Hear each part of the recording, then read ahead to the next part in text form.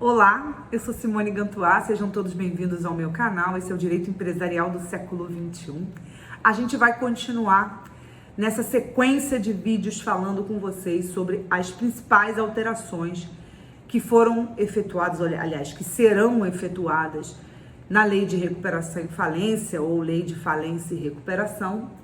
E se você está gostando desse conteúdo, se você é uma pessoa que milita ou tem alguma relação direta com os processos falimentares e recuperacionais, você, além de não deixar de assistir cada um dos vídeos que eu vou produzir, eu peço que você subscreva o canal, dê o seu like, dê o seu joinha para a gente poder continuar oferecendo para vocês um conteúdo bacana, um conteúdo de qualidade. Então hoje a gente vai continuar na sequência falando sobre as alterações sofridas, aliás, sofridas não, que serão sofridas pela Lei 11.101. E por que eu disse serão sofridas? Vamos explicar isso melhor para a gente poder se situar. Eu já falei isso em vídeos anteriores e vou repetir aqui. Eu estou produzindo esse conteúdo aguardando a sanção presidencial da lei que vai alterar a Lei 11.101. Eu esperava isso para ontem. Ontem foi dia 23 de dezembro de 2020 e a gente esperava essa alteração para ontem, do ponto de vista da publicação e sanção presidencial e publicação para a data de ontem. Só que isso não aconteceu. Eu gravo os meus vídeos de madrugada, eu acabei de entrar no sistema, no site, para ter certeza de que ainda não publicou. Então fique de olho, porque se tiver sido publicada a lei, eu preciso que vocês olhem para ela e vejam e confrontem com aquilo que eu estou falando, para que vocês verifiquem se efetivamente tudo que eu falei foi efetivamente sancionado pelo presidente, portanto publicado na lei. E a segunda coisa que eu tô falando na abertura de todos os vídeos, porque você pode não ver esse vídeo na ordem, é sobre a vacatio legis. Assim que essa lei publicar, ela terá uma vacatio de 30 dias. Então, a eficácia dos dispositivos, eles vão aguardar o decurso da vacatio legis. Então vamos falar das alterações. Quais as alterações que eu vou falar hoje? Vou falar hoje de 3 artigos que foram alterados, artigos que já existiam no nosso ordenamento e que foram apenas alterados não só em seu contexto, mas também acrescentado conteúdo no seu contexto. Então vamos ao que nos interessa. Eu vou falar hoje das alterações sofridas pelo artigo 10, o artigo 14 e o artigo 16. Esses 3 dispositivos, eles estão inseridos dentro do capítulo da seção que trata da verificação e habilitação de créditos.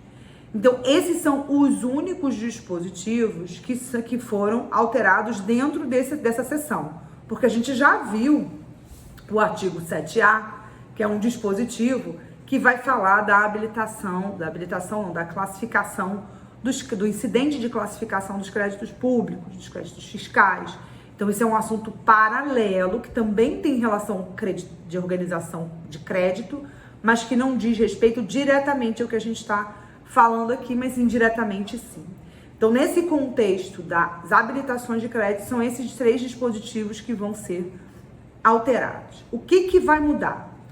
Em relação ao artigo 10, que é um artigo que fala particularmente dos créditos retardatários, das habilitações de crédito retardatárias ou intempestivas, o artigo 10, na sua essência, ele não vai mudar. O que já existia nele, do caput ao parágrafo 6º, ele vai continuar intacto, mas vai ser acrescentado ao seu texto normativo 4 parágrafos. E o que basicamente a gente altera dentro desses 4 parágrafos? O que é acrescentado de novo nesses 4 parágrafos?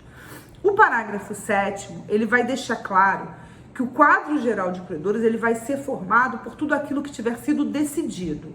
Tudo aquilo que as impugnações tempestivas, as impugnações retardatárias e as habilitações, todas elas quando decididas até o momento da formação do quadro geral de credores. Então, o quadro geral de credores, ele é resultado dessas múltiplas decisões, ou seja, conteúdo já decidido. Então, eles vão formar o quadro geral de credores.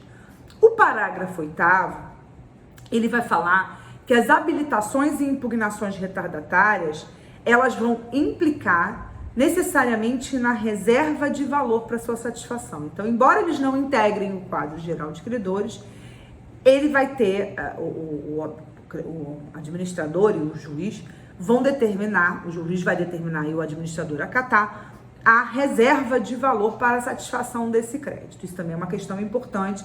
Também era uma questão que não ficava muito clara na lei em relação às habilitações de crédito retardatárias. O parágrafo 9, ele vai dizer que se a recuperação judicial ela for encerrada antes da homologação do quadro geral de credores, porque o quadro geral de credores é algo que parece às vezes que é um bolo que vai crescendo, e nesse caso as ações incidentais e habilitações elas serão redistribuídas ao juízo recuperacional como ação autônoma e observarão o rito comum. Então ele está dizendo, olha, todas as ações, impugnações, né, em relação às habilitações e impugnações que forem retardatárias, elas, se não tiverem sido decididas até o encerramento da recuperação judicial, né, se a recuperação for encerrada antes, eu vou redistribuir essas ações para que elas fiquem no juízo recuperacional, mas elas serão autuadas como ações autônomas, ou seja, elas serão desapensadas do processo recuperacional, é isso, desvinculadas do processo recuperacional, porque quando elas são judicializadas, elas ficam ali juntinhas do processo recuperacional. Basicamente é essa a alteração. O parágrafo 10, ele vai dizer que o credor, ele tem que habilitar o seu crédito ou pedir reserva de crédito em no máximo 3 anos contado da data da publicação da sentença que decreta a falência. Então essa regra aqui não me parece que seja, não é uma regra que vai ser aplicável à recuperação. Ela é uma regra aplicável exclusivamente ao processo falimentar. Então ele está dizendo, olha, quando a falência for decretada, a partir da publicação da sentença que decreta a falência, eu tenho prazo de 3 anos para fazer a minha habilitação de crédito ou pedir a reserva de valor para entrar no quadro geral de credores da falência sob pena de decadência. Então eu passo a ter um prazo decadencial limite para fazer a minha habilitação de crédito. Isso é uma questão bastante importante, porque o que a gente tinha basicamente era o limite até, pelo menos pela doutrina, era o limite até a homologação do quadro geral de credores. Então agora, para a falência, não me parece que o limite seja o quadro geral de credores, mas o limite será o prazo de 3 anos, tá? Então isso mudou. Então a gente já comentou aqui as alterações do artigo 10. Além do artigo 10, que eu quero falar aqui nesse vídeo, a gente vai falar também do artigo 14. O artigo 14 vai ter a sua redação alterada, conteúdo da sua redação alterada. O artigo 14, ele falava basicamente que quando não houvesse impugnações, o juiz homologaria o quadro geral de credores e faria com que a relação de credores lá do artigo 7º, parágrafo 2º, que é aquela segunda relação de credores que o administrador publica depois do prazo de impugnação, habilitações e objeções, né, aos créditos, impugnações aos créditos, ele usava essa relação de credores como o quadro geral de credores que seria homologado. Então agora ele muda essa redação e ele vai dizer que se não forem homologadas impugnações, o juiz homologará o quadro geral de credores o quadro geral de credores com a mesma redação do artigo 7º, parágrafo 2º, acabei me enrolando aqui, ressalvado o disposto no artigo 7º-A. Então ele agora adapta essa ausência de impugnações como forma de homologação automática do quadro geral de credores, incorporando à sua redação o artigo 7º-A, que é o artigo que fala do incidente de classificação de crédito público. Então ele vai homogeneizar a redação aquilo que foi introduzido de novo no nosso ordenamento jurídico, que é esse incidente.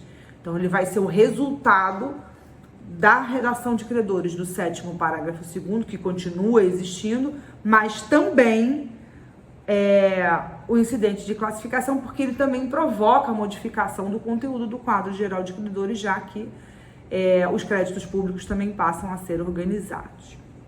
E por último, em relação às alterações que eu me propus comentar no dia de hoje, eu vou falar do artigo 16. E o artigo 16, ele era um artigo que falava, determinava que o juiz ele determinaria reserva de valor para satisfação dos créditos impugnados e dizia que, sendo parcial a impugnação, ele não impediria o pagamento da parte em controvérsia.